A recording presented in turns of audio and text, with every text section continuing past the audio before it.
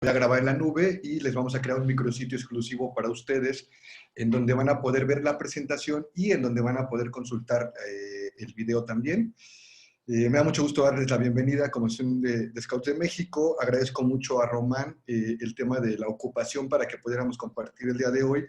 Román estuvo en contacto con parte de mi equipo y dada la importancia de la oportunidad de platicar hoy con ustedes, me permití personalmente compartirles este tema. Yo voy a darles un antecedente muy rápido de qué hacemos y quiénes somos nosotros. Solo les pido que me ayuden a que tengamos los micrófonos cerrados. Nosotros tenemos 15 años trabajando el tema de resiliencia. Actualmente, 15 años después, trabajamos en 5 rubros. Trabajamos seguridad nacional, trabajamos salud pública, trabajamos todo lo que tiene que ver con educación, desarrollo social y desarrollo empresarial. Y puedo decirles que actualmente, pues muchos de los casos que vamos a ver y que voy a ir parafraseando, tienen que ver porque estamos involucrados.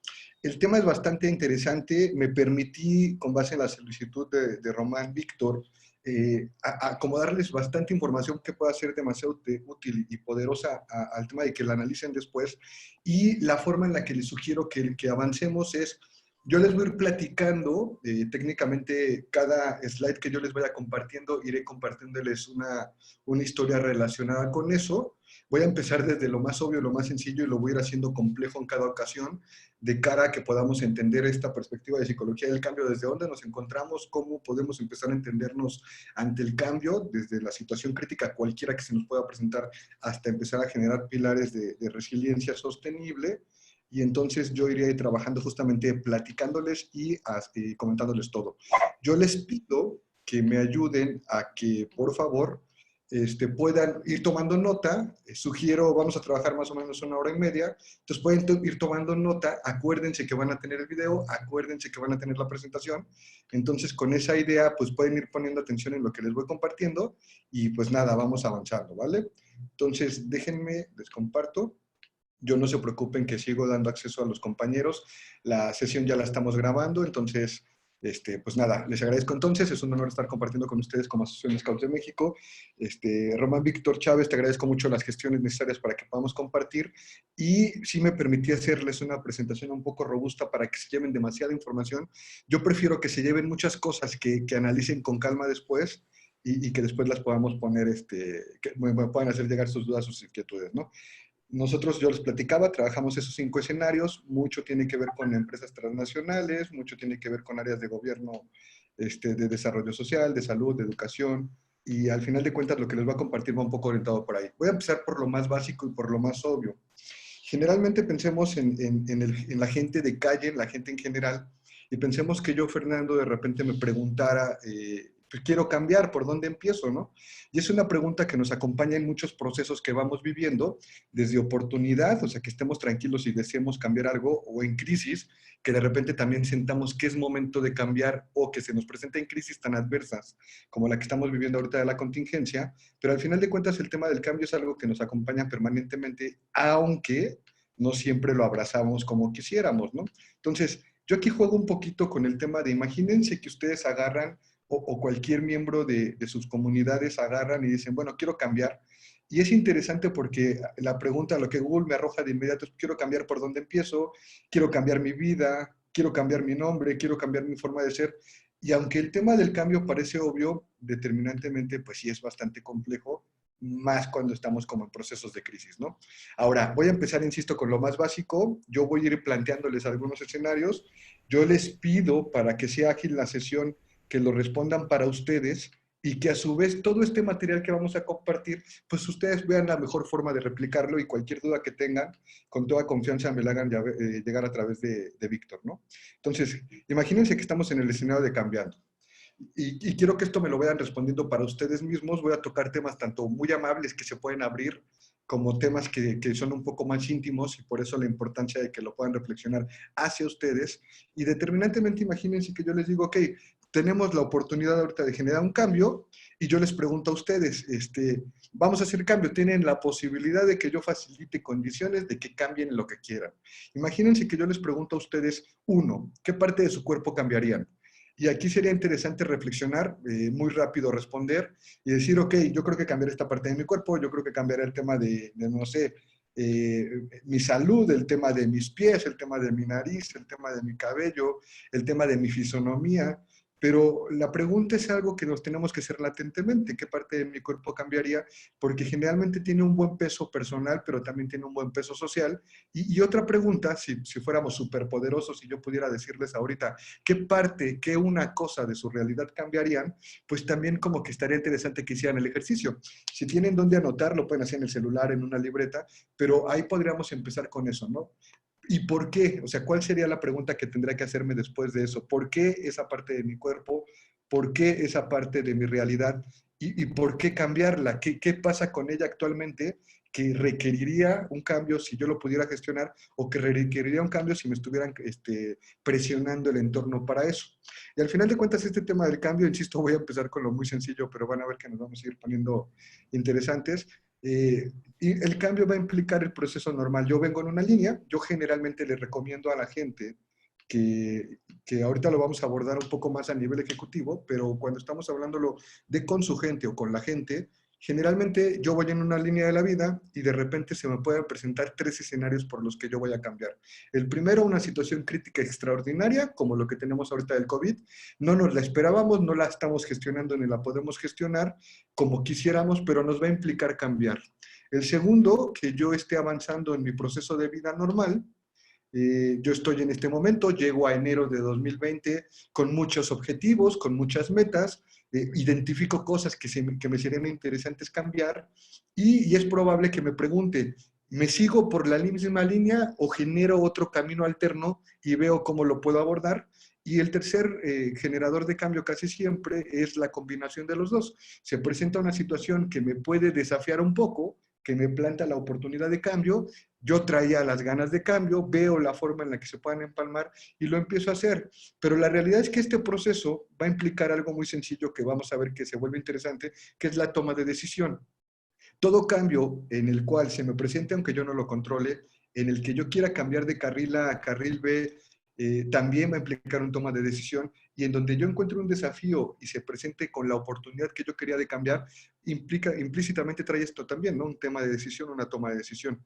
Los elementos son complejos porque esa toma de decisión va a llevar una emoción, una respuesta de cómo reacciona mi cuerpo, cómo reacciona mi misma mente, cómo reacciona mi entorno, cómo reacciono yo en ese momento, los sentimientos que tengo vinculados a donde venía y a donde voy a arriesgarme a cambiar, el tema de un pensamiento de qué quisiera lograr con ese cambio, qué no estoy logrando con la situación actual, qué me implica esta crisis que me determina un cambio, aunque yo no lo quería en este momento, qué riesgo me va a suponer y determinantemente también eso va a conllevar responsabilidad, no retorno y conciencia.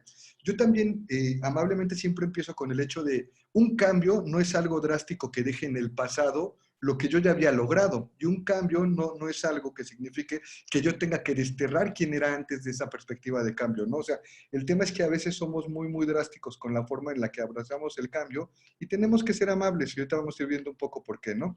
Generalmente, ¿por qué la toma de decisión se complejiza? Por un hecho muy sencillo, porque estamos muy acostumbrados a tratar de tener el panorama completo respecto a por qué voy a cambiar o por qué no quiero cambiar. Y cuando yo no tengo el panorama completo o no me convence lo que alcanzo a ver de ese cambio, pues al final de cuentas hay algo que los filósofos hablaban que se llamaba el sesgo del ermitaño. Y el sesgo del ermitaño es que aunque todas las condiciones cambien, aunque tenga todos los recursos, aunque todas las posibilidades siempre van a ser 50-50, yo prefiero quedarme en la situación que yo tengo, que después se llamaría zona de confort, y no pasa nada, yo no estoy viendo, pero me quedo como estoy. Lo que tengo al momento es suficiente, no importa si no puedo crecer más, no importa si no me siento con tanto bienestar, mejor me voy en esta línea. Y eso nos pasa a la mayoría de las personas, o sea, buscamos una certeza psicológica, buscamos un escenario de control y en muchas ocasiones con lo que ya logramos, aparentemente se presenta como una buena oportunidad para decidirme no tomar esa decisión de cambio, porque implica ya una decisión también, y continúo con la misma línea. Pero vamos a ir viendo por qué se vuelve complejo y dónde podemos organizarlo para trabajarlo, ¿no? Al final de cuentas, esto que les comparto tiene que ver con lo que yo comprendo y con lo que yo visualizo. Y que si en muchas ocasiones yo no alcanzo a visualizar más allá de lo que tengo enfrente de mí, determinantemente es muy probable que no me dé tan fácil la oportunidad de ver otro escenario al diferente que yo he venido construyendo. y por eso justamente se llama el sesgo del ermitaño, y también por eso justamente a veces nos apalancamos como en esta zona de confort, ¿no? Otra perspectiva es que determinantemente cualquier escenario, cualquier toma de decisión en nuestra vida va a implicar la coparticipación de otras personas y va a implicar la interpretación de esa realidad a otras personas. Esto es muy obvio y muy sencillo. Yo, Fernando, quiero tomar una decisión, quiero cambiarme, quizá cambiar la forma en la que trabajo con mi población, quiero cambiar la manera en la que me relaciono con la gente, o quiero tratar de encauzar mi vida hacia otro lado donde no venía trabajándolo, y eso implica moverle los esquemas a mi entorno, y a lo mejor mi 9 o mi 6 se convierte en el 6 o en el 9 de la gente a mi alrededor, y claro que eso sí tiene un impacto, porque al final de cuentas va a refrendar o no el cómo me siento respecto a esa posibilidad de cambiar, ¿no? O sea, esta perspectiva de una misma situación, tantas personas hayamos como tantas perspectivas vamos a tener, pues lo va cambiando, ¿no?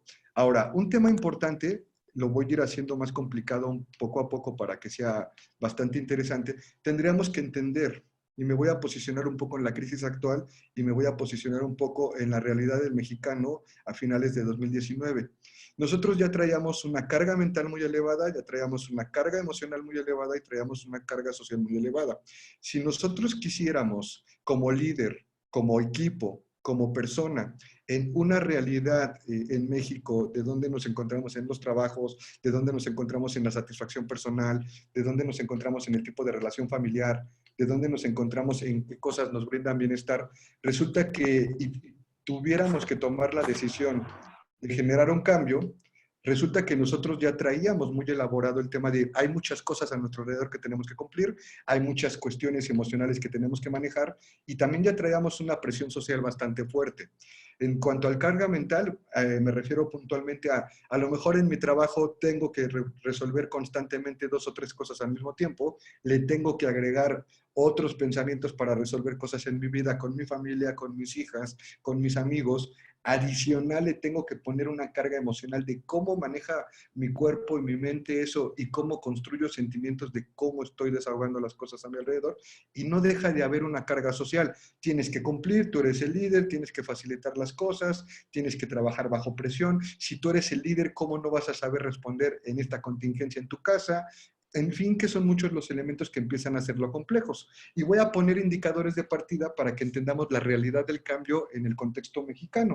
Y voy a empezar a soltar palabras clave para que nos permitan entender en qué momento y con qué recursos puedo empezar a trabajar, ¿no? Esto que les estoy compartiendo, por eso les decía, lo voy a llevar de lo obvio a verdaderamente lo complejo para que nos llevemos muchos elementos. Hay dos palabras clave que quiero que entendamos respecto al cambio y que quiero que entendamos respecto al cambio como posibilidad de generar y construir resiliencia más adelante. Y estas dos palabras clave, determinantemente, tienen que ver con cómo nos encontramos y nos posicionamos en la realidad. Imagínense, y voy a contextualizarlo en lo general, que esta imagen que les estoy compartiendo forma determinantemente parte de los indicadores de partida respecto a cómo me relaciono con el entorno y cómo me relaciono con el cambio, con mi cultura del cambio y con mi capacidad de generar resiliencia. Y lo que les estoy mostrando es la gráfica que tiene el Banco de México del tipo de cambio peso dólar de 1955 a 2015. Y nosotros podríamos preguntarnos, ¿y qué carambas tiene que ver eso con el cambio? ¿Y qué carambas tiene que ver eso con la resiliencia? Pues de hecho, justamente todo lo que vamos a ir viendo es para explicar y ver desde otras perspectivas por qué a veces se nos facilita cambiar y a veces no, ¿no? Lo primero que quiero que vean es, yo tengo en esta tabla que les estoy mostrando un periodo en el cual es totalmente estable, es un poco lineal, y al final de cuentas, nosotros siempre vamos teniendo subes y bajas. O sea, tengo una situación crítica, tengo una situación que me desafía, tengo una situación de crecimiento, y voy a ir subiendo, voy a ir bajando, lo vamos a ir viendo más al ratito. Pero voy subiendo, voy bajando, pero independientemente, entre 1955 y 1990, si esas condiciones de cambio externas, esas condiciones de cambio desde la familia, esas condiciones de cambio desde la cultura organizacional, generalmente era estable. Si tenía un contrapié o tenía una pequeña pequeña crisis, pues rápidamente buscaba la forma de adaptarme de nuevo y adaptar mis recursos para rehacerme al camino y seguir avanzando. Y si de repente también tenía un éxito o tenía un logro y subía un poquito la cuesta, pues también trataba de adaptarme para poder continuar avanzando. Y ahí nace la cultura de la adaptación. O sea, en este periodo, algo que tendríamos que entender es que todo como lo conocemos organizacionalmente hablando, equipos de trabajo, todo, realmente tiene un parteaguas después de la Segunda Guerra Mundial para acá en nuestra cultura contemporánea. Y se empieza a hablar de adaptación. Las familias lograban adaptarse rápidamente, había una cultura en donde a partir de políticas públicas, las empresas constantemente buscaban de si había una pequeña crisis, sí podemos lograr adaptarnos y continuar avanzando. Pero llega y empieza a haber un cambio drástico a partir de 1995, la crisis del 93, y empieza a haber una crisis y una forma diferente de relacionarnos con el dinero, una forma diferente de organizar los equipos de trabajo, una forma diferente de manejar la organización en las empresas, en el gobierno, y entonces, y también de ser más globales y menos locales, y empieza a cambiar mucho la perspectiva de cómo nosotros estábamos acostumbrados a adaptarnos, había cierta estabilidad constante, y de repente el mismo entorno empieza a ser un tipo de presión diferente, en donde también se ve relacionado con el tipo de cambio peso dólar, por eso lo pongo aquí, en donde de repente se empiezan a presentar más crisis, se empiezan a presentar más desafíos, se empiezan a reducir los tiempos para responder a esos desafíos y empiezan a hacer la perspectiva de apropiación. Esto es la segunda palabra clave que quiero que se lleven. Ya hablamos de adaptación y las voy a ir tocando. La siguiente es apropiación.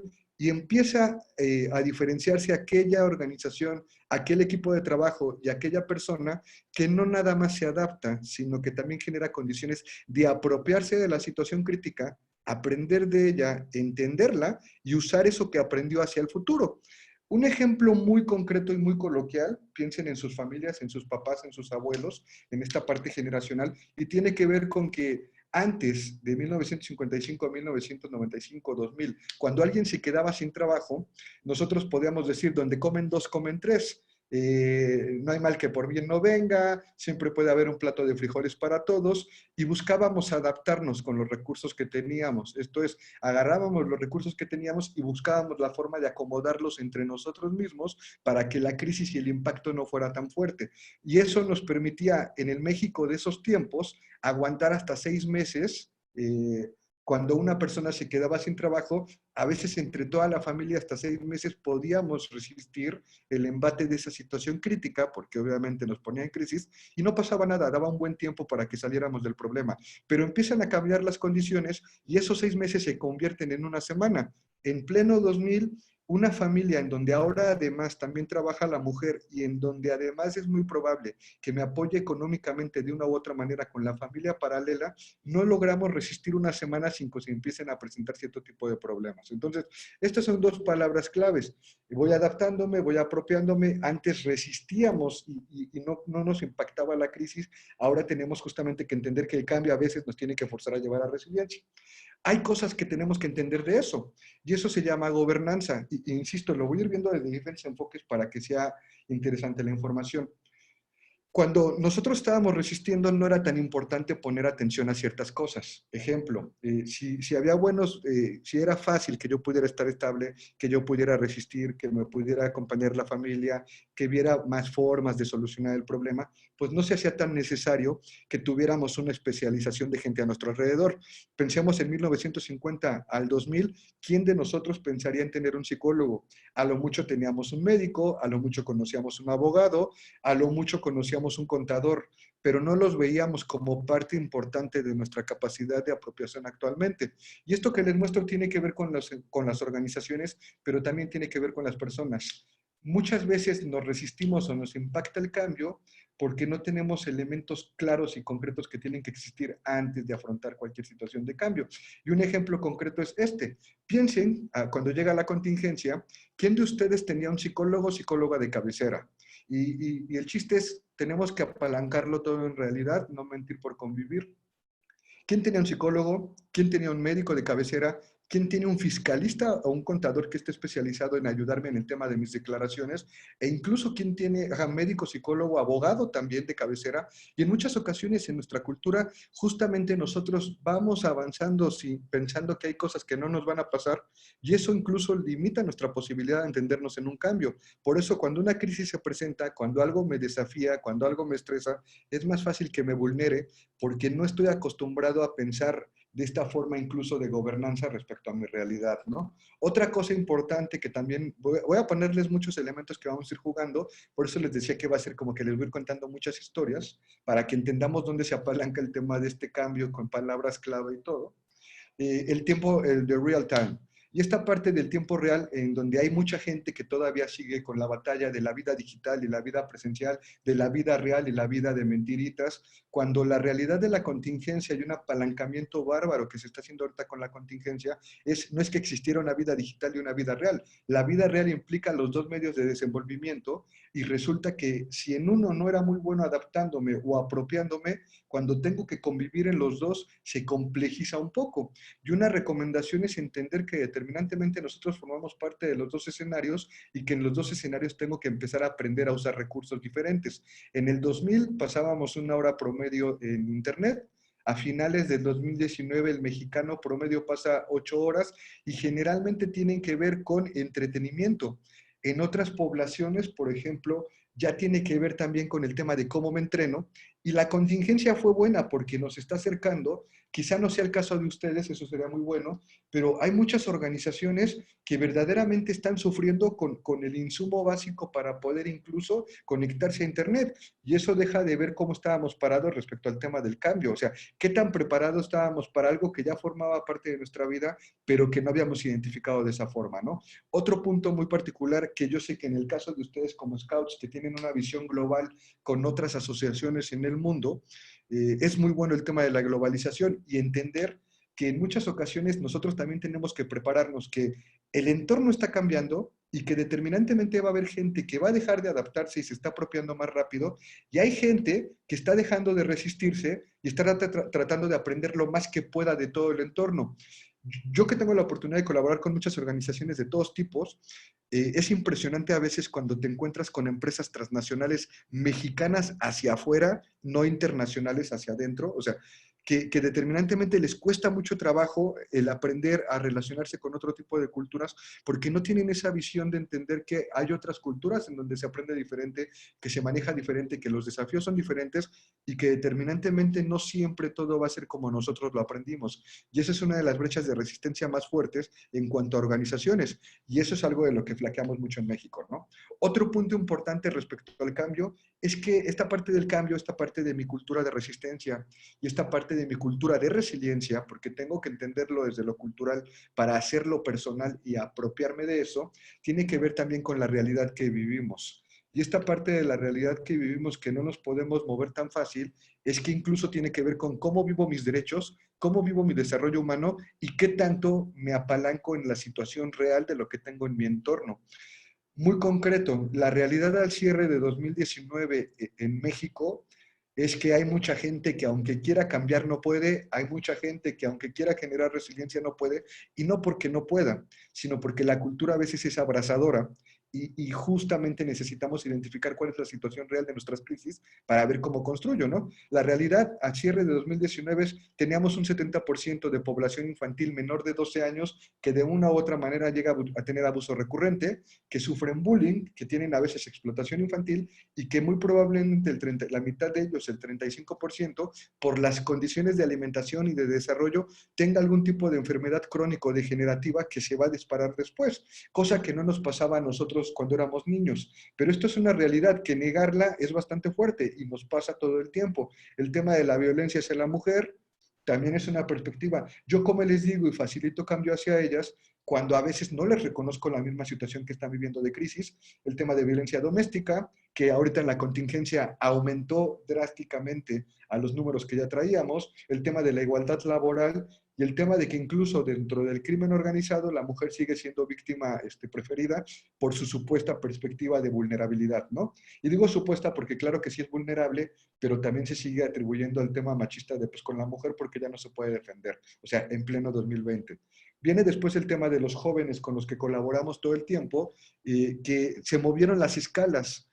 Cuando nosotros éramos más jóvenes, pensando que tengamos una edad de 35 años hacia adelante, la niñez estaba hasta los 11, 12 años, la adolescencia estaba como hasta los 15 años, terminando la secundaria, la primera juventud estaba entre 15 y 18 años, el jóvenes normales de 18 a 24, 25 años, jóvenes adultos 26 a 40, y todo cambió. Ahora la niñez es hasta los 8 años, la adolescencia empieza a los 9 años, los jóvenes, primera infancia y primera juventud empieza desde los 13, 14 años, e incluso ya tenemos la perspectiva de jóvenes primeros adultos desde los 19 años. Esto implica que hay un proceso y un desajuste entre todas las generaciones de identidad, de gustos, de preferencia, que obviamente se impacta en la realidad de nuestros jóvenes, ¿no? Tanto hombres como mujeres. Y uno de los temas más puntuales es el tema de discriminación, por ejemplo, el tema de que cómo ante la falta de recursos, pues mejor tomo la decisión de quitarme la vida o incluso no me acerco, no me vinculo socialmente con otras personas, cosa que en el tema de los scouts es propositivamente padre que podamos tener un escenario y una forma diferente de abordarlo, ¿no? Y sin descuidar el tema de los adultos mayores, que ya traíamos una carga de un promedio de 50% de nuestros adultos mayores abandonados y que traíamos una carga ya en el tema de los adultos, hombres y mujeres, en donde a final de 2019 tanto los hombres como mujeres que trabajan en México son el 75% de los que trabajamos y recibimos dinero por eso, ya estábamos estresadas y estresados y somos los más estresados de todo el mundo. E incluso la deuda ya venía superando nuestro ingreso hasta por 5 años. Esto es real y tenemos que verlo así porque al final de cuentas tengo que entender de dónde parte mi cultura de cambio, de dónde parte mi cultura de resistencia y cuáles son las palabras claves que yo tengo que ir entendiendo, ¿no? Otro punto interesante es generar liderazgo sostenible y generación de valor. ¿Cómo voy a guiar a gente a que confíe en que conmigo pueden encontrar una oportunidad de cambio sostenible en su vida si a veces no tengo la oportunidad de ayudarles y generarles valor? Y el tema de generar valor en muchas ocasiones para el grueso de la población es complicado porque quisiéramos tener un liderazgo que motive y que invite y evoque a la gente a seguirnos, pero en muchas ocasiones son tantas las cosas que tenemos que manejar que yo no puedo ayudarle a la gente a generar valor. ¿Qué le aporta Fernando sobre otra persona a la gente que lo sigue si no le está generando un valor? Y también el tema de empoderar, el tema de identificar sus habilidades para que tengan un liderazgo sostenible a largo plazo, incluso cuando yo no estoy, es algo complejo en nuestra cultura. Y me gusta mucho la frase de Henry Ford de que, justo lo que les decía al principio, a veces me cuesta cambiar porque no creo en aquello que mis ojos no ven. Y él planteaba el tema de si le hubiera preguntado a la gente lo que quería, la gente me habría dicho que caballos más rápidos, porque no había alguien que alcanzara a visualizar las cosas como las estaba viendo él. Y claro que tiene que ver con la generación de valor.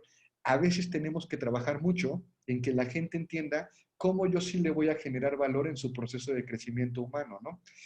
Cosas concretas también, insisto, es como son muchas historias para llegar a que vayamos viendo modelos y casos de éxito respecto a la psicología del cambio y la resiliencia.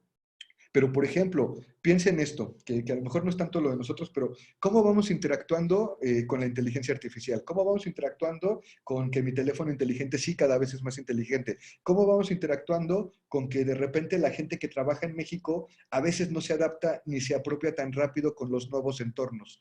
Esto que les pongo aquí como dato cultural es un estadístico que saca el Foro Económico Mundial, con quien de repente tengo la oportunidad de compartir, en donde empezaban a plantearse la preocupación de cómo le vamos a hacer en los países en desarrollo para que entiendan que procesos de inteligencia artificial básica, como un Facebook que ya tiene la capacidad de responderte 3 preguntas sin interacción humana, o sea, las lee, las interpreta y puede responderlas con las opciones de respuesta que les demos, ¿cómo le vamos a explicar a la gente que en algún momento lo que hacían ellos va a empezar a ser sustituido por pequeños procesos de inteligencia artificial que no tienen que ver nada más con la industria, sino que tienen que ver también con el trato humano? Y resulta que la tendencia que tiene el Foro Económico Mundial para el 2025 es que muchos de estos procesos básicos de inteligencia como este que les pongo de Facebook, pues va a cambiar, o sea, va a cambiar a donde la participación y la necesidad humana va a ser cada vez menor.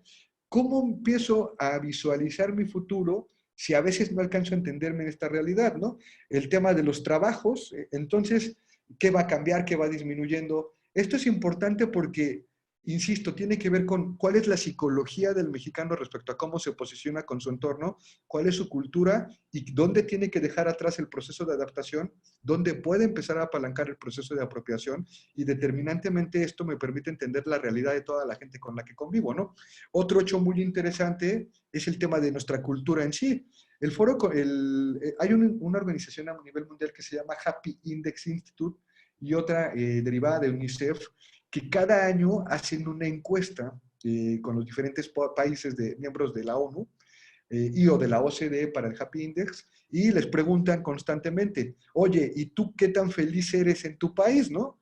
¿Cómo se explican y cómo nos explicamos fuera de la buena onda, fuera de lo amable, fuera de lo positivos que podemos ser, fuera de eso que nos gusta decir que el mexicano ante las crisis y ante los cambios se para fuerte? ¿Cómo nos explicamos que el grueso de la población generalmente a través de diferentes medios se reitera como feliz, cuando hay muchas áreas de oportunidad en donde a veces ni siquiera la idea de cambio existe? Y resulta que nosotros llevamos 5 años consecutivos asumiéndonos como la población más feliz, peleándonos los primeros 5 lugares. Y la realidad es que tiene que ver con cuál es el sistema de creencias con que nosotros abordamos aquello que se nos presenta como desafío. Y si aquello que se me presenta como desafío, la mejor forma de que me impacte menos, de que me duela menos y de que yo pueda ser amable con ese proceso y con mi realidad, es asumirme feliz porque por fin va a ser viernes, asumirme feliz porque como sea hay salud, asumirme feliz porque como sea hay vida, pues no está mal, porque es una cuestión de actitud hacia ante lo adverso.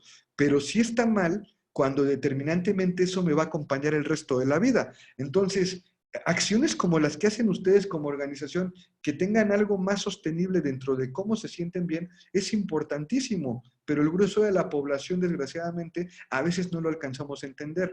¿Qué 3 indicadores mide la felicidad en estos 2 institutos que les compartía, que son líderes globales? El primero es, ¿qué tan satisfecha y tan satisfecho te sientes con el dinero que recibes? Ese es el primero, ¿eh? El segundo, ¿cuál es tu nivel de bienestar? ¿Y a qué se refiere con bienestar? Cómo te sientes con dónde vives, cómo te sientes con quién vives y cómo te sientes con los servicios básicos que tienes. Y el tercero es, de los 3 principales de 10, es la longevidad. Estos 3 implican el 80% de este dato estadístico. Entonces, pregúntense eso ustedes, pregúntense eso en su entorno. Qué tan bien es qué tanta calidad de vida, qué tanto bienestar, qué tan bien me siento con lo que yo tengo de ingreso o como sea de salud, qué tan bien me siento con las necesidades básicas que tengo a mi alrededor, y básicas no nada más agua, no nada más gas, no nada más tortillerías, cuestiones de seguridad, cuestiones de salud. O sea, es interesante cómo nos plantamos como cultura ante el cambio, ¿no? Otro punto interesante también, como dentro de estas microhistorias que quiero que tengamos claro, es estas brechas generacionales. Ya inicié yo platicándoles que venimos de familia, de padres, de abuelos, de una cultura muy buena de adaptación como mejor herramienta de resistir ante las crisis. O sea, ellos, y no está mal, entendamos que esa era la realidad que se venía construyendo hacia donde llegamos ahora, y era muy válido el pensar en adáptate, en el pensar en resiste, en que construyéramos esa idea. Pero ¿qué pasa cuando de repente empezamos a tener choques generacionales tan fuertes? Pues claro que se choca mucho la idea de adaptar y resistirme con la idea de espérame, yo me puedo apropiar y hacer responsable de manera diferente. Y son ideas muy contrastantes que claro que se complementan muy padre, pero al final de cuentas sí implican un alto desafío e implican también una realidad. En México, al cierre de 2019, nosotros teníamos la tendencia, de acuerdo a la OMS, muy puntual, de que en los siguientes 10 años la tasa de nacimientos en México va a ser de las más bajas en la OCDE. Y también traíamos el tema de que al cierre de 2019 es interesante porque yo les decía hace rato, el adolescente empieza a ser adolescente a los 9 años ya en México, de acuerdo a la OMS. Pero resulta que todavía a los 25, 29 años, 30, 34 años, nosotros tenemos prácticas de que aunque nosotros seamos muy buenos y muy echados para adelante, no nos alcanza sosteniéndonos solos para manejar nuestra calidad de vida. Y eso claro que implica una crisis. ¿Cómo yo voy a generar un cambio? ¿Cómo yo voy a generar condiciones de resiliencia cuando tengo que estar batallando con resistir a lo que tengo que trabajar actualmente, ¿no? puntos concretos que yo sugiero que vayamos entendiendo, porque insisto, se los dije, lo voy a llevar de lo sencillo a lo complejo, es una, entender el desarrollo cultural. Cada persona está muy bien hecha en sus creencias, cada persona está muy bien hecha en sus normas y cada persona está muy bien hecha en los valores que la definen. O sea, al día de hoy, 18 de mayo de 2020, yo tengo muy claras mis creencias, tengo muy claras mis normas, tengo muy claros mis valores y en ocasiones ese desarrollo cultural es incluso más fuerte de lo que realmente estoy haciendo todo el tiempo. A lo que yo sugiero que pongamos más atención muy concretamente, a veces no basta poner atención al desarrollo cultural porque resulta que en México sí nos frena un poco más y nos pone en crisis entre todos porque de repente resulta que yo tengo una creencia, porque de repente resulta que yo tengo un valor, porque de repente resulta que yo tengo una norma y a veces eso no sé, yo puedo decir que sí, pero no hago nada. Lo importante y lo interesante sería ver y preguntarnos, cuando yo tengo que tomar una decisión diferente, que era un poquito lo que les platicaba del cambio, cuando yo tengo que empezar a apropiarme y hacerme responsable de algo que me está impactando, ¿qué conductas tomo respecto a eso, más allá de qué creencias tengo yo respecto a eso? Y voy a poner ejemplos muy sencillos. Siempre mi mejor recomendación es sin juicios morales ni juicios de valor. Nada es correcto ni incorrecto, nada es bueno ni malo, nada está mejor o peor. Al final de cuentas tiene que ver con la realidad que vivimos. Pero imagínense que de repente yo tengo que tomar una decisión de hacer algo que no le diría a la gente que hago, pero y que en mis conductas no se ve reflejado, porque mis creencias, mi cultura no me aceptaría que yo le dijera a alguien, ¿sabes qué? Cometí un error y tomé 5 pesos que no eran míos, ¿sabes qué? Me desesperé y le grité a una persona en la calle, ¿sabes qué? Ustedes no lo sabían, pero resulta que tengo problemas con mi pareja, cuando mis conductas son otras. Entonces, a eso me refiero con que también cuál es el nivel de realidad con el que nosotros abordamos las cosas que hacemos todos los días. Y generalmente esta parte se va dimensionando desde dos perspectivas muy sencillas. A veces tiene que ver cómo me relaciono y cómo comunico quién soy yo con lo público y de acuerdo a lo privado. Y resulta que en muchas ocasiones estos sesgos que les he venido platicando tienen que ver porque nos volvemos muy hábiles manejando lo que se necesita hacia afuera, pero nos volvemos muy rudimentarios en negociarlo hacia adentro. Y entonces en esta parte de lo público, en muchas ocasiones puede ser que yo muestre aquello que me pueda ser favorecedor, que muestre aquello que yo quiera que hablen de mí, aunque quizá no sea tan claro y tan real como verdaderamente me está pasando. Y en lo privado yo tendré que hacerme esa justa pregunta.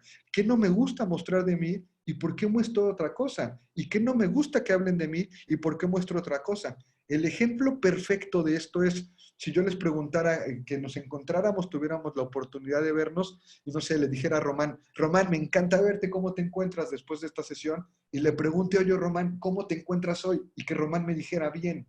Eso sería mucho de lo público y de cómo me paro respecto al cambio, si Román a lo mejor en ese momento no se sintiera bien, pero también si él me dijera, ¿sabes qué? No me siento bien, tengo problemas con el equipo, yo no voy a estar tampoco preparado para saber qué responderle. Y a lo mejor lo que le diría, oh, lo lamento, en lo que te puedo ayudar está bien, y es probable que me vaya, porque forma parte de nuestra cultura de que incluso yo no estoy preparado para poner o tener una disposición diferente a las respuestas que generalmente nosotros ya acostumbramos, ¿no? Entonces, esto es interesante, pueden platicarlo y verlo con el tema de su familia. Yo generalmente recomiendo todo esto que les estoy platicando, primero véanlo en ustedes, traten de analizarlo en ustedes, después en su familia, preguntar cómo se encuentran ellos, cómo se sienten ellos, cada una de las historias que les estoy contando, cómo la viven ellos, cómo la han visto ustedes en su familia y por último en sus equipos de trabajo, en sus equipos que van dirigiendo, ¿no? Ahora, voy haciéndolo cada vez más complejo, porque insisto, les dije, voy empezando desde lo muy sencillo hasta llevarlo a lo más elaborado. Resulta que la oportunidad de una psicología del cambio, la oportunidad de una construcción de resiliencia, para que se den los dos fenómenos, ya les platiqué un poquito del antecedente del cambio, pero también un poquito de cómo se va construyendo el tema de resiliencia, pero tenemos que entender que tiene que presentarse un común denominador que se llama crisis. Y crisis de ninguna forma es algo aversivo como la palabra la utilizamos. Una crisis no es otra cosa que una situación que se me presenta, me requiere, ahorita incluso lo voy a mostrar, me requiere un tipo de respuesta para manejar esa situación crítica y de acuerdo a mi capacidad en el momento puede ser un desafío y lo desahogo o puede ser una crisis y me tardaré en responderlo. Pero justamente nosotros llegamos al cierre de 2019 con una cultura que ya estaba muy crítica, que ya traía números muy fuertes en el tema del estrés y que eso por supuesto impacta, como les mostré, en toda nuestra cultura de cambio y de resiliencia. La gráfica que está aquí muy puntualmente tiene que ver con cuáles son las horas de trabajo a la semana de los países miembros de la OCDE. Y nosotros como México, vaya, estamos acá. Y si mi computadora y su computadora pudiera ser más amplia, estaría mucho más arriba. La realidad es que ya veníamos estresados, pero además no bastándonos eso, además tenemos una sobrecarga de trabajo que no forzosamente es productiva. Y aquí les voy dando datos interesantes para que entendamos, porque a veces es muy bonito hablar de resiliencia y del cambio, pero a veces es complejo porque implica mucho trabajo. Lo primero es este tema, ¿no? Estos son los 3 países más estresados del mundo, o sea, que tienen gente más estresada del mundo. Muy sencillo, las mexicanas y mexicanos, 7.5 de cada 10, o sea que si ahorita tenemos 50 personas en la plática, es muy probable que tengamos justamente arriba de 37 que tienen una condición de estrés y eso no es malo, o sea, el chiste es identificarlo, pero resulta que a diferencia de los otros países que nos siguen, nosotros somos los que ganamos menos. La tabla que les estoy compartiendo, nosotros lo comparamos justo por nuestro trabajo con cada gobierno federal. En este caso, es al cierre del último sexenio. Pero aún así, en la actualidad es muy similar. Son las zonas económicas más bajas de cada país, las zonas económicas más bajas de cada país. Y si se dan cuenta, pues sí es mucha diferencia, ¿no? Más si lo pensamos en una perspectiva global, más si lo pensamos en que hay mucho trabajo transnacional, más si lo pensamos que incluso la globalización de las emociones, pues ya es algo que existe, ¿no? O sea, no es algo que nos sea ajeno. Entonces, y que nos comparamos y nos desarrollamos con el resto. Eso claro que va a impactar en mi capacidad de desarrollo de resiliencia. Otro punto muy importante, me voy primero con acá. El Banco Mundial, y por ahí tenemos algo con el Foro Económico Mundial, es el estrés, que es determinantemente cuando yo estoy rebasado fisiológicamente, intelectualmente y socialmente de capacidades para manejar las tantas crisis que se me presentan al mismo tiempo, claro que va a ser aliado de la pobreza y claro que va a generar pobreza y mucho nos impacta en el tema de América Latina. Y no veamos pobreza como malo y no veamos estrés como malo, veamos como una oportunidad. Claro que va a ser fácil que a veces me encuentre con padres de familia, que a veces me encuentre con madres de familia, que a veces me encuentre con niñas o con adolescentes que verdaderamente no encuentran condiciones para tratar de disfrutar el sumarse a nuestras actividades, porque están en un entorno que los tiene rebasados, en un entorno donde sus padres están rebasados y que el sentimiento de pobreza es no lo económico nada más, sino yo también quisiera tener otras condiciones, pero a veces no me alcanza la visión de dónde las voy a generar, ¿no? Entonces a eso se refiere un poco esta perspectiva. Y 2 puntos muy concretos es que al cierre de 2019, todo este tema del estrés, esto es, todos los desafíos que tengo que atender realmente y que me superan, me impactan en que en México es la tercera causa de muerte, después de enfermedades crónico-degenerativas y después de crimen organizado. Resulta que estamos rebasados en lo que tenemos que manejar, no sé cómo manejarlo, el tema del estrés es más fisiológico y resulta que, claro, no hay cuerpo que aguante tantas situaciones al mismo tiempo y llega el momento en el que, aunque sea muy ejercite mucho, en el que aunque tenga buena alimentación, me va a impactar porque le estoy demandando a mi corazón, porque le estoy demandando a mis pulmones y tengo estos problemas y llega a ser la tercera causa de muerte. Y otro es que aumenta mucho la ansiedad.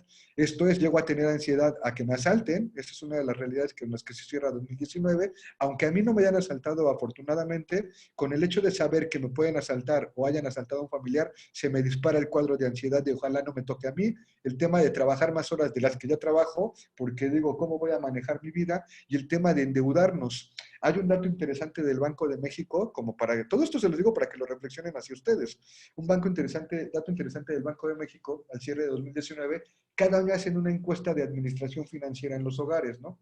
Y le preguntan a la gente en lo general, oye, ¿y tú cómo das seguimiento a tus recursos financieros, o sea, tu dinero? ¿Cada cuándo lo revisas o qué haces con eso, no? Y resulta que arriba del 60% de los mexicanos y de las mexicanas que tienen una cuenta bancaria, en el banco que ustedes quieran, no acostumbra a abrir sus estados de cuenta, uno, porque no quiere ver que ya se le acabó el dinero, o dos, no quiere ver qué tanto se endeudó. Y claro que es un tema fuerte porque con esa perspectiva nosotros nos vamos afrontando a nuestra realidad, a nuestra posibilidad de cambio y por supuesto yo me sigo resistiendo. Si se dan cuenta, todo esto es la fase previa al tema de resiliencia. Tengo una cultura de resistencia abrumadora que me saca adelante, pero no hace sostenible el que yo genere condiciones de cambio, ¿no? Visto de otra forma, veámonos así. O sea, todos los que trabajamos, y esto hay que entenderlo, mujeres, hombres, incluso pues nuestras familias, nuestros hijos, nuestros compañeros de trabajo, pues resulta que en la mayoría de las ocasiones estamos aquí, o sea, estamos resistiendo los embates de todas las cosas que tenemos que hacer para que no me desgaste, para que no me metan problemas, para que no se haga algo más grande, pero la realidad es que la pequeña línea entre agotarme es muy chiquita, o sea, es muy imperceptible y es probable que obviamente yo esté cayendo en agotamiento. ¿Por qué es importante entender esto? Porque de dónde yo voy a encontrar el poderme concentrar para aprender algo nuevo, para dejar de resistirme, para mantener sosteniblemente esa actitud y para también tener una sensación de logro que me permita identificar. Hay cosas que me cuestan trabajo y me resisto, pero hay otras que determinantemente ya no sé qué hacer y tengo que ser muy amable con la gente a mi alrededor. O sea, esta parte de resistencia y todo esto que les estoy contando es, yo voy a empezar, y tiene que ver con nuestra psicología del cambio, es, no existe, existe una motivación muy echada para adelante que ahorita les mostraré, que le llamamos ola emocional, pero tengo que ser amable en entender dónde estoy parado y parada, y eso me va a permitir empezar a desmenuzar aquello que sí me brinde posibilidad de cambio en algún momento, ¿no? Otros datos muy concretos como esta parte de la historia, resulta, yo les platicaba de IMSS, que trabajamos con ellos, tanto con su parte clínica, con todos sus especialistas y todos, porque los acompañamos para trato humanizado.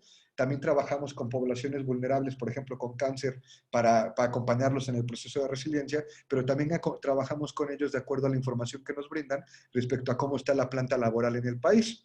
Y ellos hacen una encuesta igual cuando vamos y metemos una incapacidad posiblemente de estrés y generalmente se les hace la pregunta, oye, ¿y qué estará detonando tu estrés? Y ellos, en las estadísticas generalmente a la mayoría de las mexicanas y de los mexicanos no nos estresa nuestro trabajo. O sea, a mí, Fer, no me estresa lo que yo tengo que hacer diariamente. No me estresa incluso el hecho de equivocarme y no me estresa el que tenga que solucionar 10 problemas al mismo tiempo. Lo que me genera ansiedad, que ahí es donde ya cambia un poco, y lo que me impacta mucho en mi desarrollo de vida y en mi bienestar, son las relaciones y las habilidades personales. No me estresa lo que tengo que hacer, me estresa y me genera ansiedad con quién lo tengo que hacer. Mi jefe, mis compañeros de trabajo, mi pareja, mi familia, el cliente, etcétera, porque resulta que una de las áreas de oportunidad, por eso es importante entenderlo como parte del precambio y antes de resiliencia, es que estamos muy orientados a resistirnos incluso a aquello que nos pensemos que nos puede hacer daño, como el tema de decir no, como el tema de siempre responder bien, como el tema de siempre dar la cara que la gente está esperando de nosotros, y eso al final de cuentas tiene que ver con nuestras relaciones personales y sí tiene un alto costo. Y tiene un alto costo tanto en nuestro cuerpo, tiene un alto costo en nuestros resultados y también tiene un muy alto costo en nuestra cultura. Y el último dato interesante de estos flujos del estrés, muy particular relacionado con esto, es que incluso nuestro organismo, por supuesto que está cambiando. Esta gráfica es del cierre de 2018, esta gráfica visual que les estoy compartiendo, y estaban hablando justamente en lo normal, en condiciones óptimas de desarrollo de un ser humano, hombre-mujer, en este caso de la mujer, el cuerpo de la mujer históricamente es una pera, así como la estamos mostrando ahí.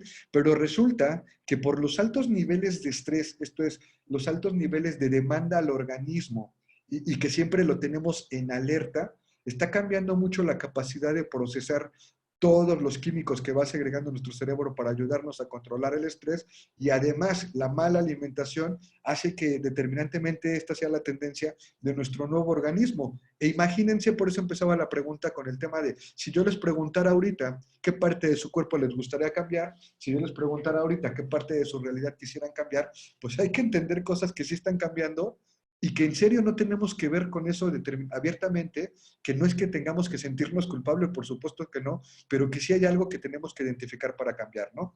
En esas rutas para entender y reprocesar el cambio, insisto, acuérdense que lo voy a llevar a lo más complejo, a lo más complejo, a lo más complejo, y que quiero que cada una de estas cosas ustedes con calma cuando vean de nuevo el video y con calma cuando se impriman la presentación empiecen a organizar y les sirva de algo, con que una cosa les haga un 20 para entender su psicología del cambio y de su equipo de trabajo o su familia, eso seguramente les permitirá aprender diferente y construir resiliencia. Yo lo que les recomiendo principalmente respecto a las emociones, muy puntualmente, es entender, esto se llama camino del héroe, viene de Odiseo, esto se llama camino del duelo de Kobler, esto se llama, es muy similar al ciclo de Kotler, que ahorita veremos más adelante, hacia la psicología del cambio, pero al final de cuentas es la analogía histórica que hacemos como especie para entender que vamos avanzando, se presenta una situación y ahí va a empezar el camino del héroe, o va a empezar el camino del duelo, o va a empezar el camino del cambio. Y lo que quiero mostrarles y explicarles un poquito ahorita es dos, tres recomendaciones. La primera, esto me puede servir para amable y muy humildemente llegar con mi familia, llegar con mis hijos, llegar con mi pareja y decirle, oye, en este momento de contingencia, por ejemplo, ¿en dónde te encuentras? En el 1, en el 2, en el 3, en el 4 o en el 5, pero permítanme explicárselos un poquito mejor. Estos dos puntos, determinantemente, imaginemos cualquier cosa de su vida, cualquier cosa. No sé, agarran y me dicen, ¿sabes qué, Fernando? Tienes que tener una junta con un, no sé, un gobernador. Y no es alguien que yo conozca ni haya tenido ninguna interacción, o tienes que hacer una presentación con una familia, o tienes que acompañarnos a entregar algo que a mí me pega mucho emocionalmente, es cuando entregamos pelucas para poblaciones vulnerables. Y siempre me pone en shock, por ejemplo, ¿no? Algo que sea en shock. O mi pareja me dice, tenemos que hablar. Y digo, en la torre, ¿de qué quiere hablar? O mi jefe me dice, ¿sabes qué, Fer? Hoy es lunes, prepárate porque el viernes tenemos que tener una plática tú y yo.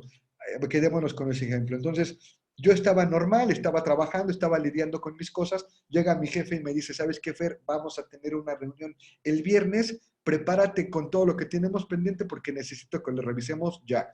Para empezar va a haber un shock. Y ese shock, determinantemente, así como la negación y rechazo, es el mejor mecanismo de defensa neurofisiológico que tenemos. Ante una crisis nueva, ante algo que me va a requerir nuevos recursos o nuevas respuestas, lo mejor que tenemos como supervivencia y como especie, ustedes lo saben, es, va a haber un shock y ese shock va a tratar de ganarme tiempo. Y va a tratar de ganarme tiempo primero teniendo una respuesta emocional de negación y rechazo. No, no, no, es que ¿por qué? Es que ¿para qué? Es que ¿por qué ahorita? Y es muy positivo que se presente este cuadro. Si no se presentara este cuadro, a lo mejor sí tendríamos que preocuparnos, pero hay que entender que esto es muy positivo y que también es muy positivo si a veces este cuadro se extiende mucho más tiempo del que nosotros quisiéramos, o que si se extiende más que otro compañero comparando el mismo escenario. Por eso les decía, no tengo que compararlo con nadie, porque no, a estar acá en serenidad y paz no significa que yo ya aprendí, no significa que yo ya hice resiliencia, no significa que yo sea mejor. Cada uno de nosotros vamos a tener, de acuerdo a la realidad y a nuestra experiencia, esto va a durar un poco más o durar un poco menos. Entonces, pasa este momento de shock, se presenta el tema de negación y rechazo, y ya que lo empiezo a procesar, viene un segundo mecanismo de defensa, y es esta respuesta emocional básica, instintiva, que ya tiene un poco de aprendizaje, y entonces, ya que entendí, que dije, chin, si es real, si quiere una junta el viernes a las 6 de la tarde, pues inmediatamente el siguiente mecanismo de defensa es, pues me voy a enojar, y quizá me va a dar miedo o me va a dar asco alguna emoción básica, porque lo que va a tratar de hacer mi organismo es nivelar cómo me siento con eso, renivelarlo con las otras cosas que tengo que hacer y también tratar de controlar mis pensamientos y mis sentimientos respecto a eso. Va a tratar de ganarme tiempo para que yo no luego me vaya con el tema de seguro me va a cobrar, a correr, seguramente me va a regañar, seguramente me dijo que quiere hablar conmigo porque me cachó algo, lo que ustedes quieran pensar. Entonces, hay que entender que esta fase del camino del cambio, o del camino del héroe, o del camino del duelo, es importante. Y es también muy importante llegar y tocar fondo. Y tocar fondo lo digo para decirlo coloquialmente, pero la realidad es que no es tocar fondo. Una vez que pasamos la carga fuerte emocional y sentimental de lo que nos pasa, inmediatamente nuestro organismo, consciente e inconscientemente, va a buscar deprimir. Y deprimir, no nos metamos en el tema clínico fuerte, pero sí veámoslo desde muy fuerita. Deprimir va a ser, mi cerebro va a tratar de segregar menos hormonas, menos químicos, va a tratar de presionar menos el estómago, presionar menos el ritmo cardíaco, liberar menos glucosa, o sea, va a tratar de controlar todo aquello que en un primer momento fue necesario, como para que no me sacudiera demasiado, justo para que yo pueda estar lo más tranquilo y pasible posible. En este caso de ahí viene el origen de la palabra tristeza, para que yo pueda sentirme con calma y ahora sí pueda organizar todo lo que tiene que ver con esa situación y llegue el momento de aceptarlo y estos procesos, ¿no? Esto es como yo sugiero que lo interpretemos un poco, voy a ir siguiendo compartiéndoles, pero también tenemos que entender que eso nos pasa a todos y tenemos que entender que no estar acá en serenidad y paz o estar aquí o estar acá significa que esté mejor que aquí. Cada uno cumple con una función muy precisa y tiene que vivirse el ciclo completo para que verdaderamente haya un cambio. Nadie brinca del shock a la serenidad y paz. Nadie brinca del shock a la búsqueda de sentido, a la aceptación y al logro. Nadie brinca de la resistencia a la resiliencia. Tiene que existir el proceso, porque si no se hace ese aprendizaje, si no se vive el proceso, no se hace ese aprendizaje y yo no lo puedo hacer sostenible en adelante, ¿no? Entonces, pero ahora, esta es la primera parte de esta historia. Imagínense que adicional, pues yo puedo vivir, es muy rápido, aquí no me voy a detener, puedo vivir, ok, tengo el shock, pues busco ayuda, tengo miedo, pues trato de recordar y trato de darme tiempo, como sea, trato de generar ese mecanismo de sube y baja, pero la realidad es que justamente la realidad no va a detenerse. Y así como en ese momento tuve ese shock de que el jefe me dijo, ¿sabes qué, Fer? El viernes junta a las 6, de repente, 2 minutos después me habla mi esposa y me dice, ¿sabes qué, Fer? Tenemos cena con mi suegro y con tus suegros a las 7. Y dices, no, ¿por qué? Y me habla mi hija y me dice, ¿sabes qué, papá? Y necesito 5,000 pesos para la excursión con los scouts el sábado en la mañana.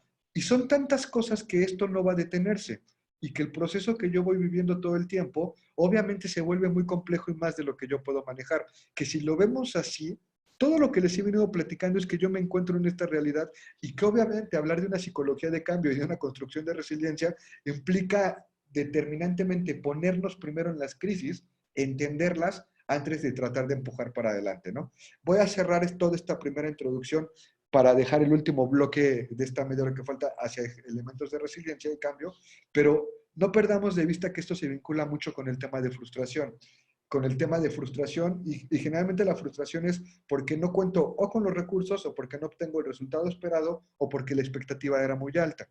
Si ante todos estos escenarios yo quisiera además tener controlado todo y tratar de no estar frustrado nunca, esto es, estoy aumentando, quiero resistir lo más que se pueda, que no duela, pero que sí se disfrute, es complejo.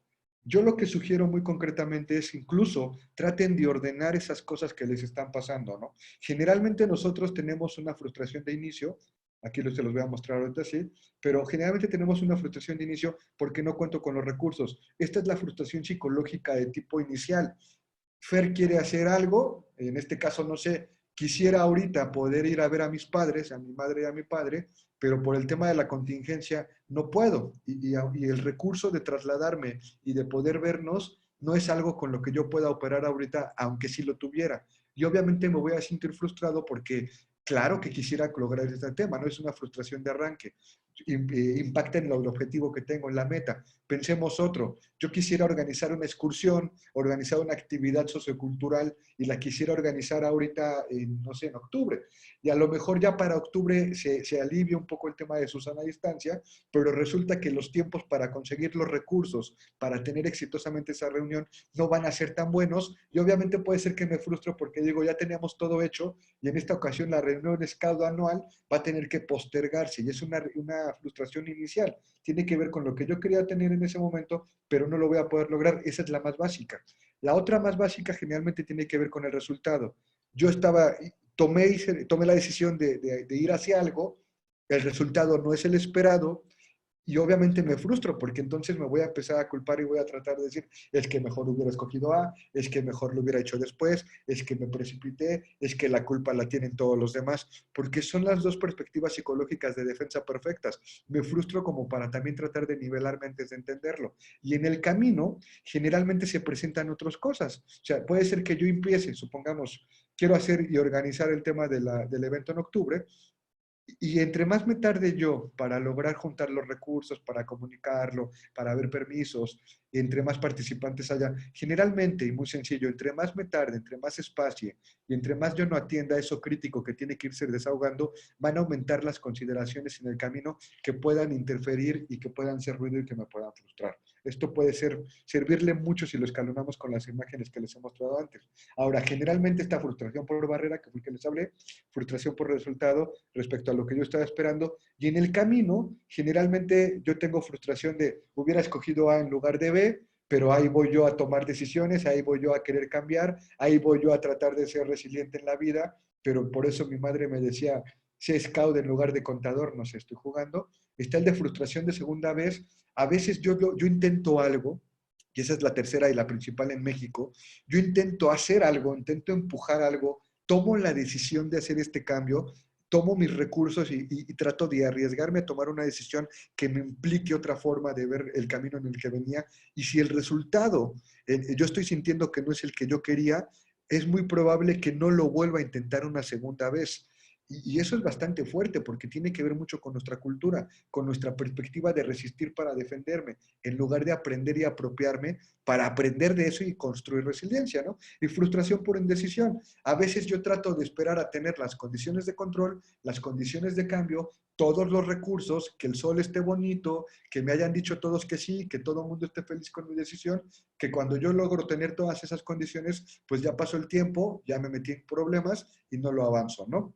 Recomendaciones muy puntuales respecto a todo este tema del estrés, de la crisis, de cómo se vincula con la frustración, todos estos elementos que les he venido contando hasta el momento es, generalmente nosotros nos vamos a enfrentar con 4 tipos de tareas cuando estoy acompañando a un grupo para que empecemos a entender el tema del cambio y de dejar atrás la resistencia. La primera es cuando yo tengo que hacer cosas de urgencia.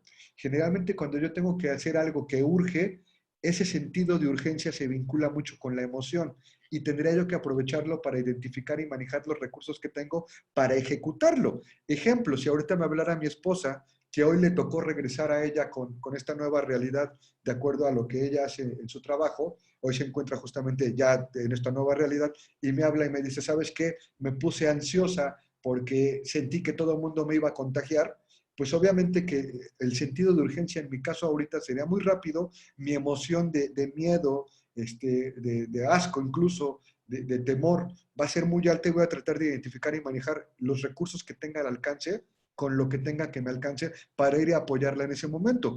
Pero hay otros, no forzosamente todos son iguales y empezar a organizarlo me ayuda a quitarle poder a lo que es ansiedad, me ayuda a organizar lo que me estresa y me ayuda a ir paliando las pequeñas crisis, ahora sí para empezar a pensar en cambios, ¿no? El otro es utilidad. Si nosotros, por ejemplo, tenemos una necesidad que nos va a ser de utilidad y no forzosamente es una urgencia, ahí tengo más tiempo y también lo puedo organizar. Puedo ver alternativas, puedo buscar redes de apoyo. Por ejemplo, si mi esposa me dijera, ¿sabes qué? Yo creo que voy a necesitar que vengas y me ayudes aquí, sería muy útil que vinieras y platicaras con nosotros o intervenieras con nosotros. A lo mejor esa necesidad puede ser satisfecha, puedo buscar redes de apoyo y a lo mejor no tengo que ir yo, se puede controlar, le quito peso al tema del estrés, le quito peso al tema de ansiedad y empiezo a desahogarlo. Pero resulta que también está vinculada la parte del logro y la parte de gratificación. Y es muy válido que entendamos que tengo que satisfacer el tema del logro con lo que estoy haciendo aún en crisis y recompensarlo. Esto es algo que me permita identificar que lo estoy haciendo bien y eso me permite entender otro tipo de desafíos. Y el tema de gratificación, también un reconocimiento de esos pequeños éxitos que yo me voy dando en cada momento que tengo, ¿no?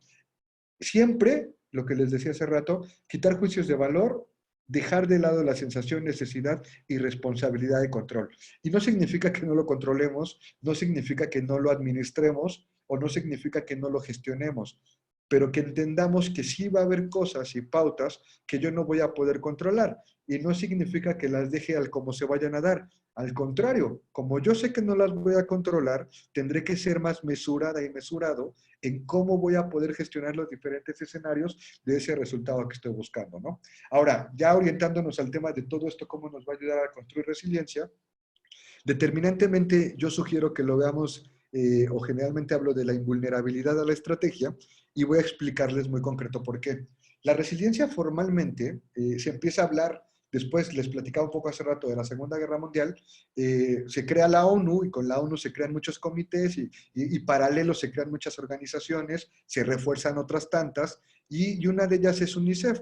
Y uno de los objetivos que se crea después de la Segunda Guerra Mundial, pues obviamente es prevenir y generar condiciones de que no haya crisis como esas y de que se generen condiciones de cambio en el entorno mundial para disminuir brechas y que esas brechas al estar disminuidas impliquen un mejor bienestar para todos y no la necesidad de tener problemas como lo que nos llevó a esa Segunda Guerra, ¿no? Y al nacimiento de la ONU. y empiezan las investigaciones de cosas que a nosotros ya nos llegan más avanzadas. Palabras como vulnerabilidad, palabras como resistencia, palabras como misma resiliencia, como apropiación, como adaptación, como factores de riesgo, como factores de protección, como factores de vulnerabilidad. Todos ellos vienen justamente de este trabajo. Y Emmy Werner es la primera encargada, una mujer que en su momento la UNICEF, antes de 1970, entre el 69 y el 71, le encargan y le dicen, ¿sabes qué? En la parte norte de África tenemos una población que sufre tema de guerrilla. Y hay dos poblaciones. Hay una población de jóvenes que diremos jóvenes A, y hay una población de jóvenes que diremos jóvenes B. Y los dos viven exactamente enfrente, cual si estuviéramos cruzando la calle. Los B están enfrente de los A, tienen el mismo escenario de origen, tienen las mismas condiciones de desarrollo, tienen los mismos recursos, y las condiciones son, una vez que en las dos poblaciones, tanto B como A, llegan a cierta edad de 21 o 22 años, llega la guerrilla, se lleva a los hombres para el tema de guerrilla y de crimen, se lleva a las mujeres para el tema de trata, y entonces se quedan de adolescentes para abajo. Y resulta que empiezan a identificar, mandan a Amy Werner a que investigue allá para identificar, porque les llamó la atención que estando las dos comunidades con los mismos escenarios de crisis, ahí se utiliza la palabra factores de riesgos, donde se empieza a apalancar este tipo de palabras. Hay unos que tienen más factores de riesgo y otros tienen más factores de protección, y hay unos que, aún en la situación crítica, generan condiciones de mejor bienestar, y otros que determinantemente están sucumbiendo. Y uno de los pilares de la resiliencia, definitivamente, aparte de todo lo que les he platicado, tiene que ver con qué pasa para que un grupo de personas o una persona, ante la misma situación crítica, sí genere condiciones de aprendizaje sostenible y evolucione, y otras con las mismas condiciones no. Y antes, yo bueno, ahorita lo voy platicando, pero entonces Emmy Werner se hace esa pregunta y dice muy al contexto de ese momento, dice, es que la población que tratan de protegerse, que tratan de relacionarse bien, pues son una niñez invulnerable. Y obviamente la gente de UNICEF le dice, ajá, ¿tú cómo esperas que yo le diga al mundo? Y refuerce esa idea cultural de que hay gente que es vulnerable y hay gente que no es vulnerable. O sea, es imposible que nosotros hagamos eso. Y ahí ya llevémoslo a nuestra vida real actualmente. Aún en pleno 2020, muchas y muchos de nosotros genuinamente, y no es broma, podríamos decir que algunos de nosotros nacimos con estrella, aunque no lo agregamos públicamente, y que algunos de nosotros nacimos estrellados.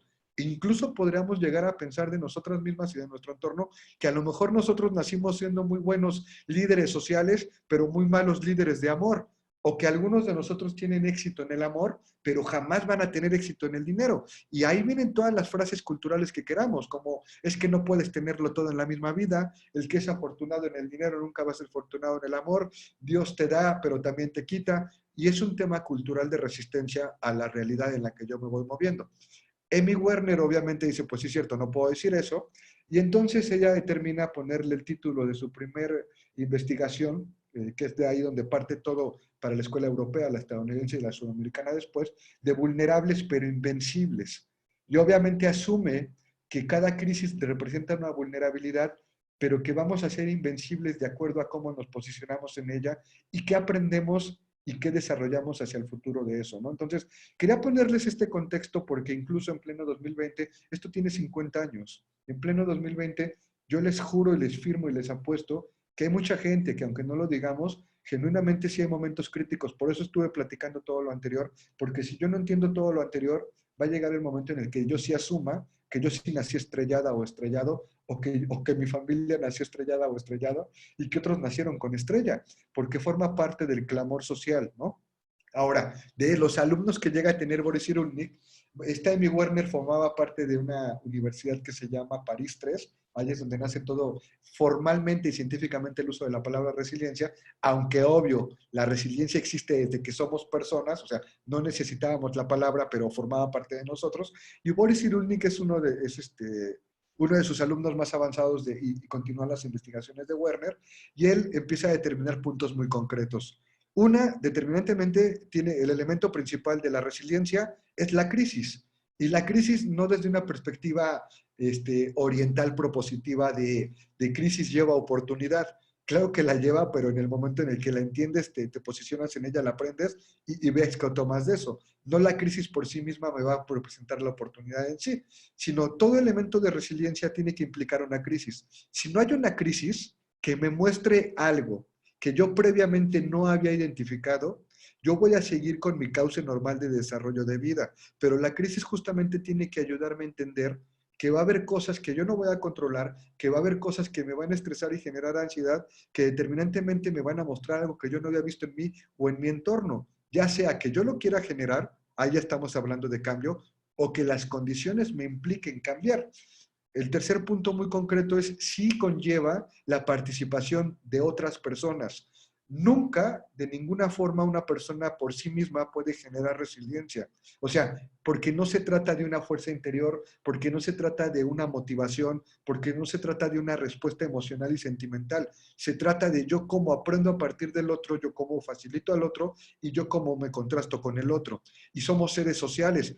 Y esta parte ustedes, mejor que nadie, yo me atrevería a decir, mejor que cualquier organización en el mundo, ustedes lo tienen claro y forma pilar del tema del crecimiento y del desarrollo de las personas. Pero aunque no lo creamos, es probable que haya familiares de los chicos y chicas que conviven con ustedes o de los adultos que conviven con ustedes que genuinamente crean que ellos por sí mismos pueden superar las situaciones adversas. Y ojo, no se trata que estén bien o mal, sino así hemos venido este proceso educativo, ¿no? La otra, me tiene que generar un aprendizaje. Yo tengo que generar una condición de aprender algo.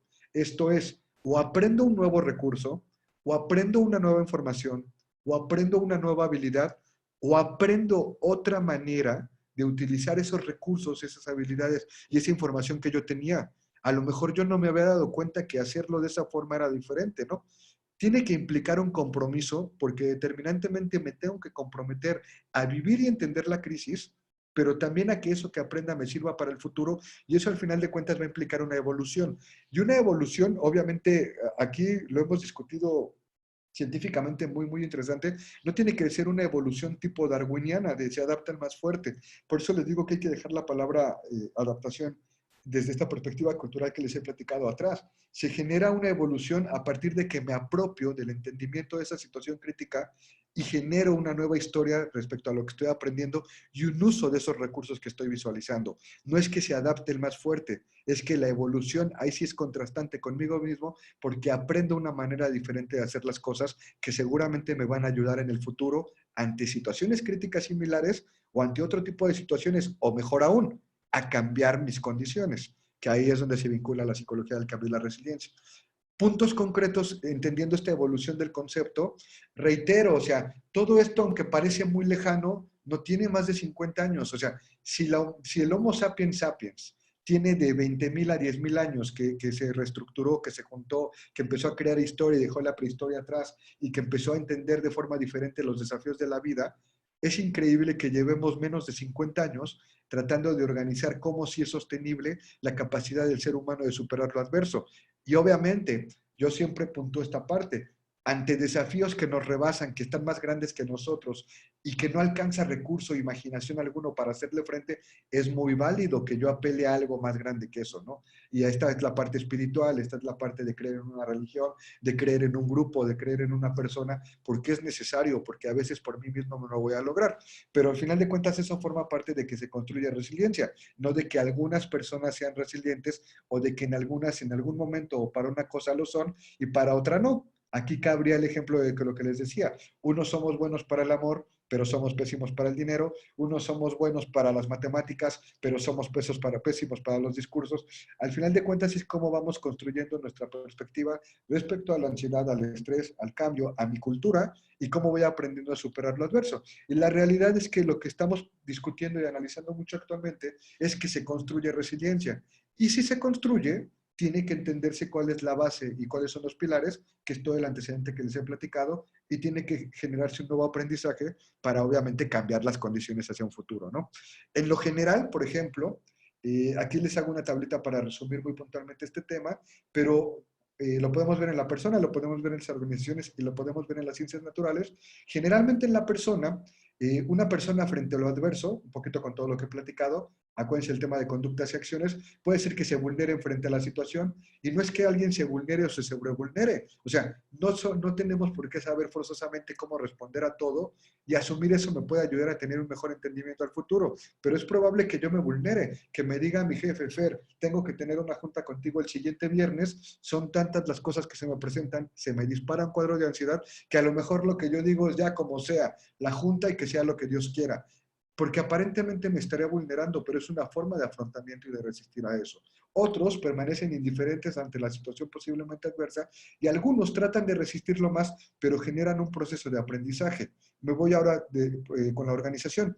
Una organización de personas resilientes generalmente tiene una alta capacidad de crear y disolver estructuras. Algo en México es complicado esto en México. Pensemos en las empresas familiares, pensemos en las organizaciones que tienen muy bien estructurado, tú vas a hacer esto y esto no se puede mover, vamos a manejarlo así. Eso es lo que nos hace que en México muchas veces sucumban nuestras organizaciones. Les platicaba un poquito hace rato de eso, porque no identificamos por qué tendríamos que crear nuevas estructuras o por qué tendríamos que modificar algo que nos costó demasiado trabajo construir. La otra es proporcionar seguridad, no necesariamente estabilidad y no necesariamente económica, sino seguridad en medio del cambio. Otro punto es gestionar las consecuencias emocionales y uno puntualmente es que aprenden juntas, se desarrollan y crecen juntas. Y como comercial está el tema de las ciencias naturales. Generalmente la resiliencia en los organismos, en las ciencias naturales, y nos impacta a los dos, tanto a persona como a organización, es la cantidad de cambio o transformaciones que nosotros podemos ir soportando.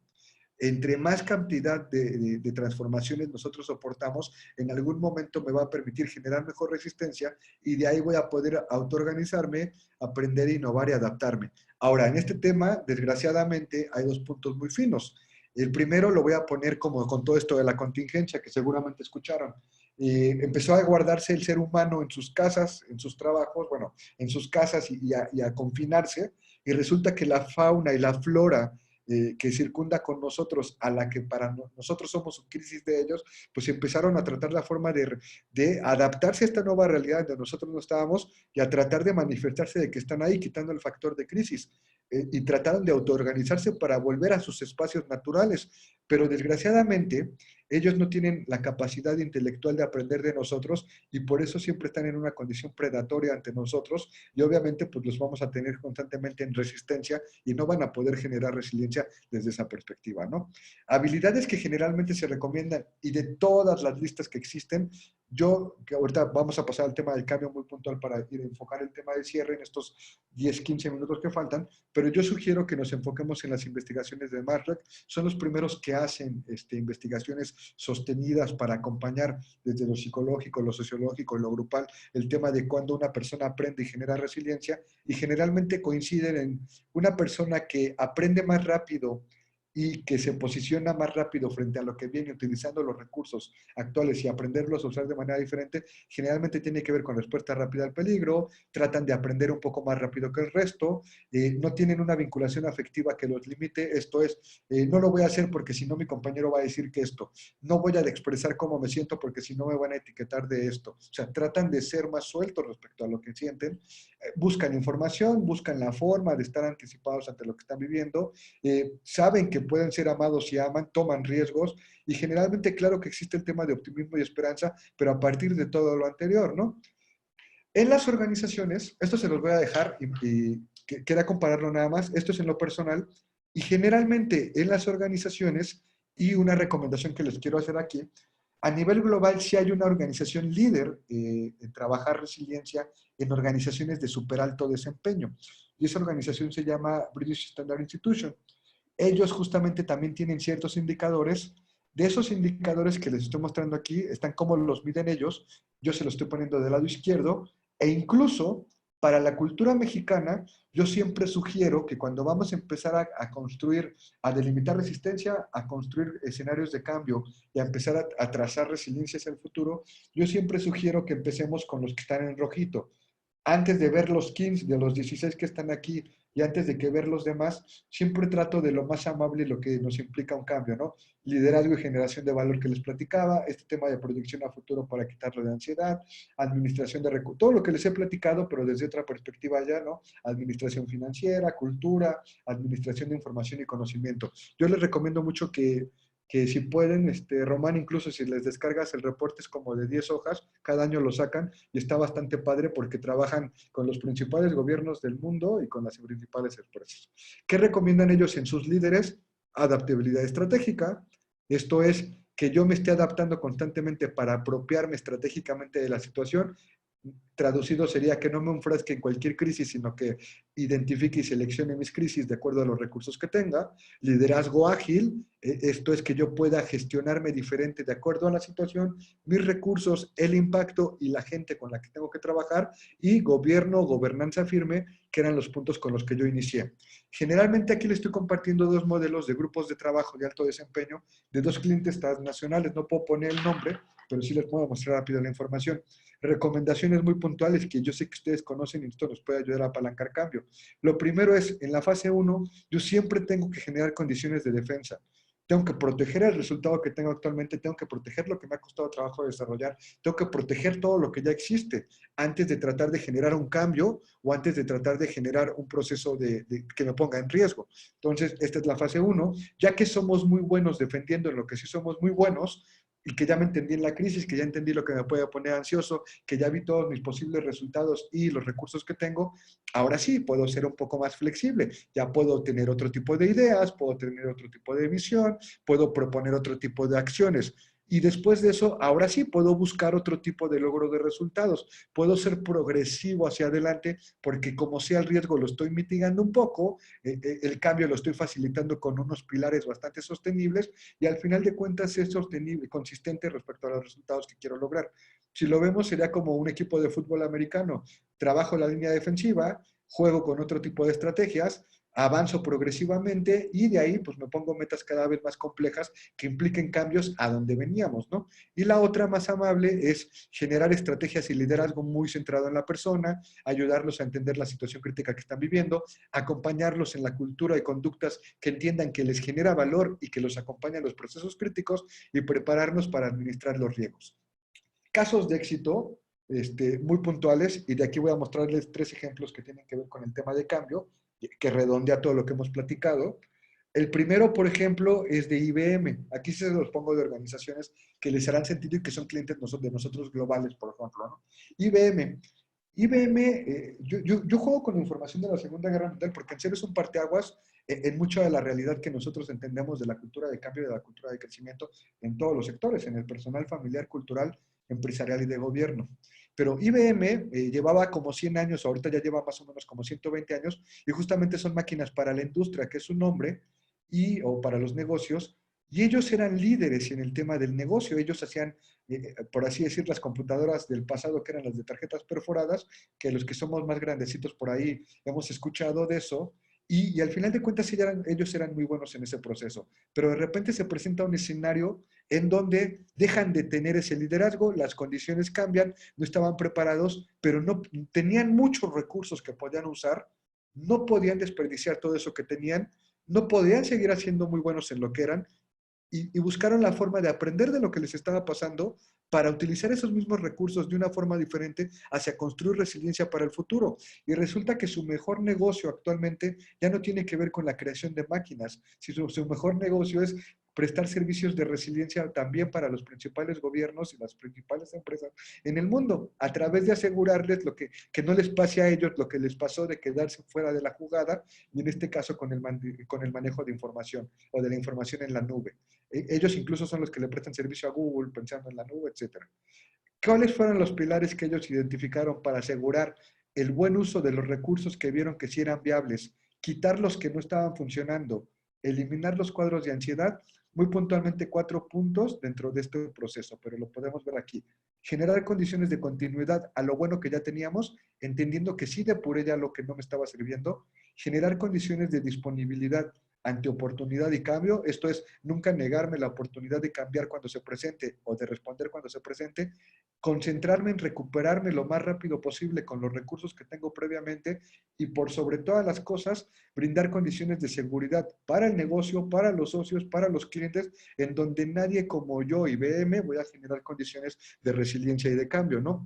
Otro ejemplo de caso de éxito global también, KPMG, es la consultora líder a nivel mundial en desarrollo de equipos de alto rendimiento.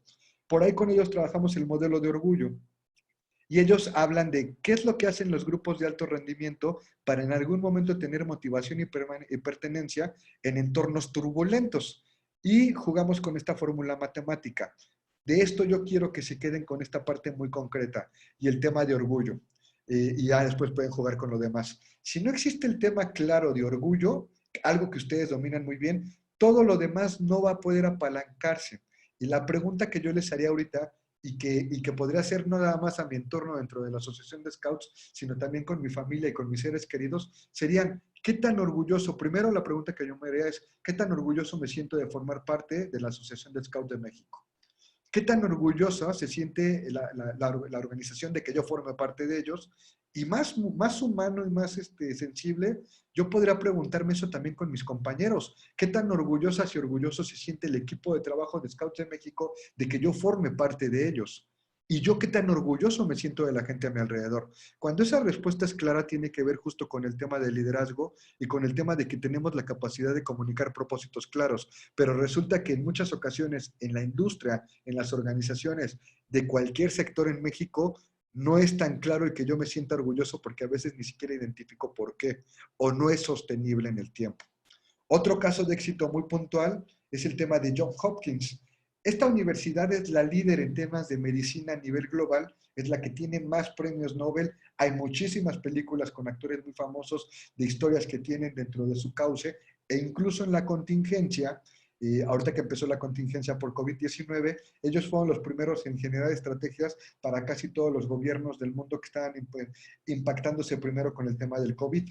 Ellos también son de los primeros en hablar de resiliencia y obviamente desde la perspectiva del desarrollo del ser humano. Y ellos hablan de algo muy puntual. Ellos reconocen la resiliencia como una capacidad de aprender y restablecerse de la situación crítica, pero no la puntúan como lo único. Puntúan que puede darse la resiliencia en medida que exista la resistencia y en medida que exista la recuperación. Esta parte de resistencia que les platicaba desde hace rato tiene que ver con qué tanto yo genero condiciones de inmunidad inteligente que me permita cambiar de acuerdo a cómo entiendo las crisis y los recursos que tengo para manejarlas.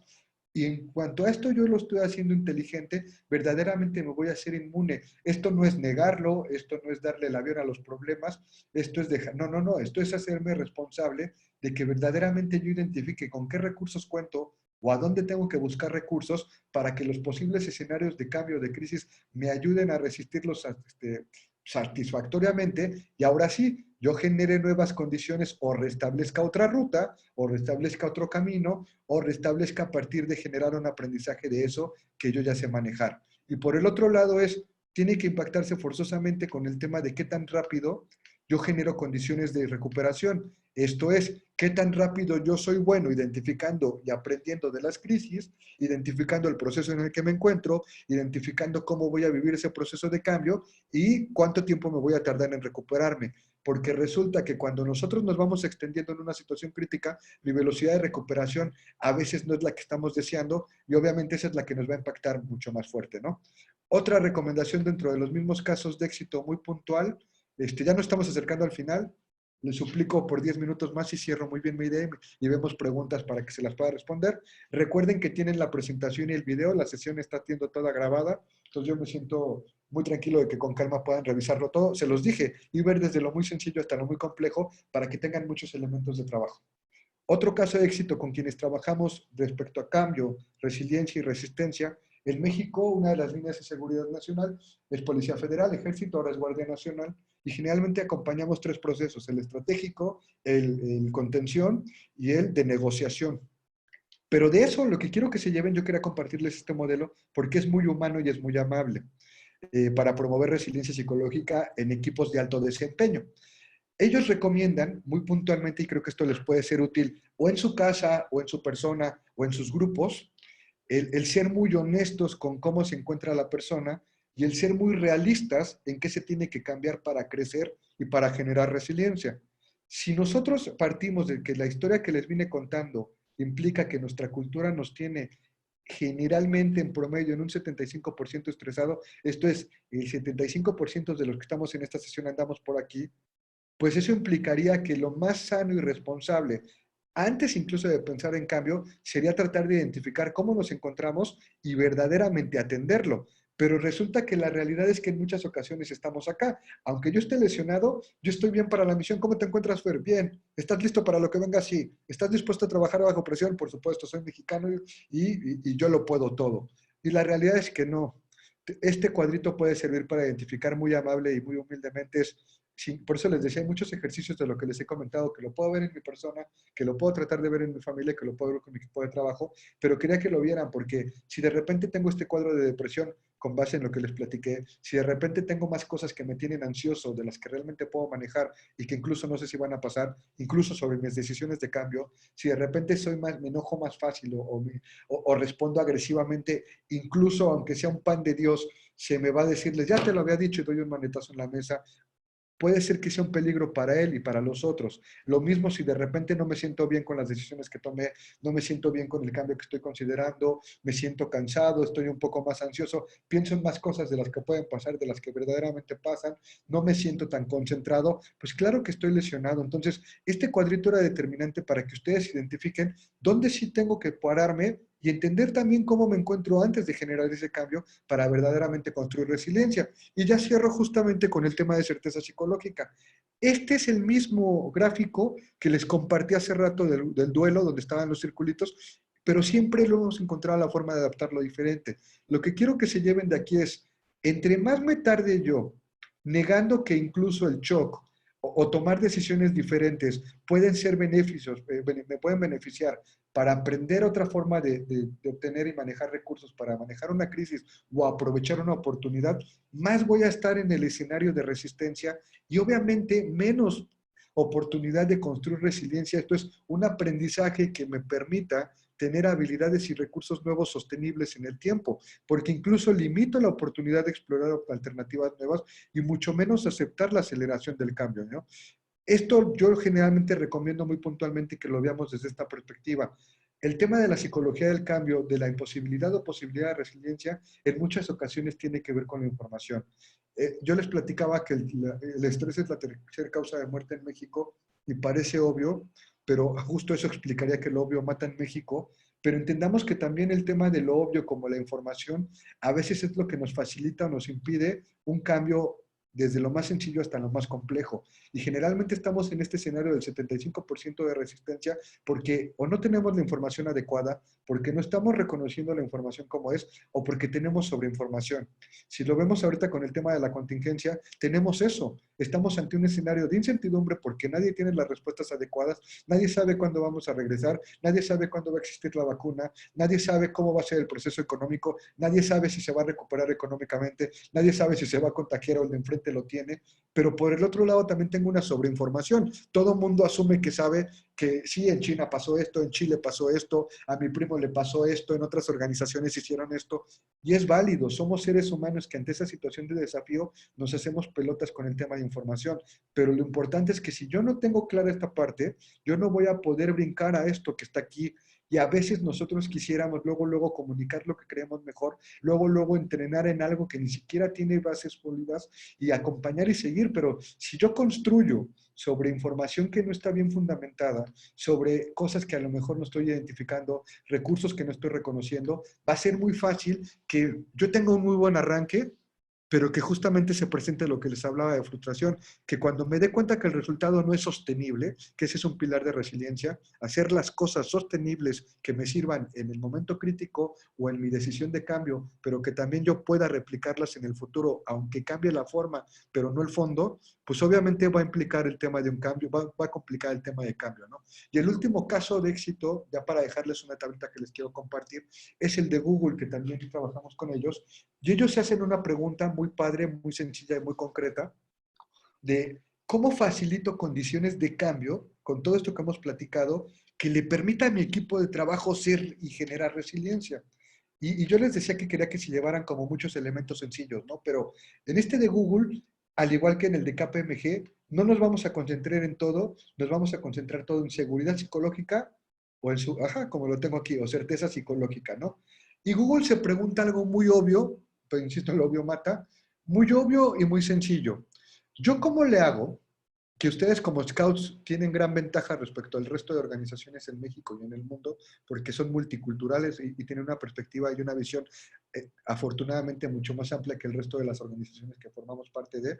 Pero ¿cómo le hago para que mi equipo de trabajo, mi equipo de tarea pueda verdaderamente generar un proceso de psicología del cambio constante, pueda generar un proceso de aprendizaje de las situaciones críticas que le genere generar resiliencia, se resista a lo menos y se enfoque verdaderamente en empoderar al grupo? Y ellos se plantean este modelo que se llama modelo Google Rework o Aristóteles. También se lo puedo dejar a Román, es un modelo muy padre, está en internet la versión en español completa también. Y el pilar es ese. Yo no puedo hablar de psicología del cambio, yo no puedo hablar de construcción de resiliencia en escenarios donde tengo personas que tienen diferentes religiones, en escenarios donde tengo personas que tienen diferentes creencias, tienen diferentes formaciones, tienen diferentes lenguajes, tienen diferentes gustos, incluso tienen diferente forma cultural de entenderse en la vida, si no logro algo muy sencillo. Y ese logro más sencillo tiene que ver con el de seguridad psicológica. Y lo que busca Google en todo momento es primero trabajar la certeza psicológica o la seguridad psicológica. Cuando se logra eso, ya empiezan a desarrollar lo demás. ¿Y cómo les traduciría muy sencillo el tema de seguridad psicológica? Se los digo ahorita antes de después de plantearles esta pregunta. ¿Qué sugiero yo? Pueden preguntarse entre compañeros, pueden terminar la plática ahorita e ir con su familia, con sus hijas, con sus hijos, con su pareja, con sus padres, con quien tengan cerca, y le pueden ir y preguntar muy sencillamente: oye, yo te genero certeza psicológica, y también me lo podría preguntar yo. ¿Cómo sé que la pareja, mi amigo, mi familia, mis hijos me brindan certeza psicológica? Y al final de cuentas, el meollo de certeza psicológica dentro de este entramado es muy sencillo. Nosotros brindamos certeza psicológica y con eso posibilitamos una posición de cambio y de resiliencia hacia el futuro en el momento en el que cada uno de nosotros se hace responsable de entender la situación que está viviendo, los recursos que tiene para manejar esa situación, cómo además cumple de principio a fin con lo que le corresponde y se concentra exclusivamente en la parte que le toca para permitirle al resto cumplir con lo que le corresponda a esa persona. Esto es, yo, Fernando, tengo certeza psicológica de que Román va a hacer su parte, y al yo tener esa certeza psicológica, verdaderamente me concentro en la parte de mi proceso como debe de ser, y no estoy pensando si Román me va a regañar, si Román va a hacer su parte, si le quedó clara la información, si no lo va a hacer o si lo va a sobrehacer. Y aunque parece sencillo, es uno de los pilares de cambio que determinantemente apalanca muy puntualmente escenarios de cambio, ¿no? Visto y comparado con los modelos tradicionales de Kotter y de Newton, si se dan cuenta, a veces es muy fácil que nosotros podamos hacer una lectura de la perspectiva del cambio con un modelo si yo no lo contextualizo en la realidad. El U-turn, si se dan cuenta, tiene que ver mucho con lo que les vine platicando, es el proceso de descargar la posición de cambio hasta ejecutarla, pero ya les expliqué mucho más profundamente cómo se vive esto, y al final de cuentas estos 8 pasos del cambio exitoso de Kotter justamente también tratan de explicarnos cómo tendría que reinterpretar la situación en la que me encuentro para posicionarme de manera diferente ante lo que viene. Yo quise permitirme, aprovechando el que Román se acercó y nos acercamos con él para platicar con ustedes, hacer algo sosteniblemente diferente, ¿no? Y voy a cerrar con este planteamiento que es muy amable y muy puntual. Generalmente, yo les estuve platicando ahorita, muy puntualmente, de todo este escenario. Estoy hablando de todo lo que implica el tema de cómo se va construyendo, etcétera. Y quiero resustentar 3 cosas muy concretas, que es probable que para ustedes, insisto, por su perspectiva de asociación de scouts, yo sé que la tienen más avanzada que muchos otros grupos, pero no dejamos de ser personas, y ese es uno de los pilares de la crisis. Aunque yo sea el maestro de los recursos y yo sea el que creó la metodología, yo no estoy imposibilitado de que la metodología me tenga que reinventar a mí. Entonces, desde esa perspectiva, no olvidar la parte de humanizar, todo lo que les venía platicando ahorita, lo que estamos buscando entre intergeneraciones es humanizar y reconocer en la otra persona que no tiene que responder igual que yo, que no tiene la misma experiencia, que no tiene las mismas creencias, incluso que puede ser que no tenga la misma fe en ella misma o que no tenga a dónde hacerse, pero que sí es una persona que puede vivir muchas situaciones críticas como yo y que por supuesto puede ser que se tarde o que se tarde menos en entender un problema, pero que es una persona y que por ser persona merece que le reconozca sus inquietudes y merece que le reconozca todos los temores o las perspectivas que puedan estar antes de una toma de decisión de cambio. La otra que es personalizar, esa persona tiene un nombre. Si se dieron cuenta, esto forma parte de un hábito, pero en mi ejemplo traté en todo momento de personalizarlo con mi persona y de personalizarlo con el nombre de Román, que es a quien conocía previamente, pero tiene un nombre, tiene una experiencia, tiene algo que me aporta y al final de cuentas el tercer punto es institucionalizarlo, que todos vayamos en esa línea de no hay mejor forma de romper esa resistencia y establecer condiciones de cambio sostenible cuando yo me doy la oportunidad de reconocer que enfrente tengo otra persona y que no importa si tiene 60 años y que no importa si tiene 5 años y que no importa si es catedrático o que no importa si no tiene experiencia, es alguien que está viviendo una situación que probablemente la tiene rebasada y que está tratando de entender su psicología del cambio para construir resiliencia. Y dos recomendaciones puntuales: recomendar y reforzar siempre el tema de sustentable y sostenible. Sustentable, algo que yo sé que ustedes, insisto con ustedes porque me emociona el que tienen una cultura diferente como grupo de trabajo, pero no dejan de ser personas y claro que también tenemos crisis, pero sustentable es usar y cuidar los recursos actuales, porque al final de cuentas mis recursos actuales personales, sociales, económicos, van a impactar en la forma en la que yo manejo las crisis y me van a permitir responder antes o no, o me van a permitir establecer condiciones de cambio o no, estar en equilibrio con el entorno y crear, hacer nuevos recursos. Y el tema sostenible, buscar permanentemente que ante una psicología del cambio, para romper resistencia y para generar nuevos aprendizajes que me permitan evolucionar a otra forma de mí ante las situaciones de la vida, tengo que acostumbrarme a hacerlo con personas diferentes, tengo que acostumbrarme a hacerlo en escenarios diferentes y tengo que acostumbrarme a hacerlos en recursos diferentes. Y por último, llévense esta tablita. Yo la recomiendo mucho más porque es más básica, más puntual, que generalmente modelos más abstractos, pero es muy sencillo. Con todo lo que platicamos, cuando yo tengo la visión de las cosas, es fácil que yo pueda tener certeza de dónde voy, pero cuando no tengo la visión clara, es normal que yo esté confundido. O sea, ejemplo ahorita, todo el mundo estamos replanteando y estructurando nuestro regreso a la nueva normalidad, si lo vemos desde la perspectiva federal, o a esta parte evolucionada de donde veníamos antes del COVID y a donde vamos después del COVID. Pero si alguno de nosotros no tiene claro hacia dónde vamos y por qué lo vamos a hacer de esta forma, o sea, no tiene la certeza de que nuestras decisiones, nuestras alternativas puedan ser las mejores, claro que va a haber confusión y si hay confusión, de entrada ya se está imposibilitando el cambio, porque en algún momento esa confusión se va a manifestar y es válido que se manifieste.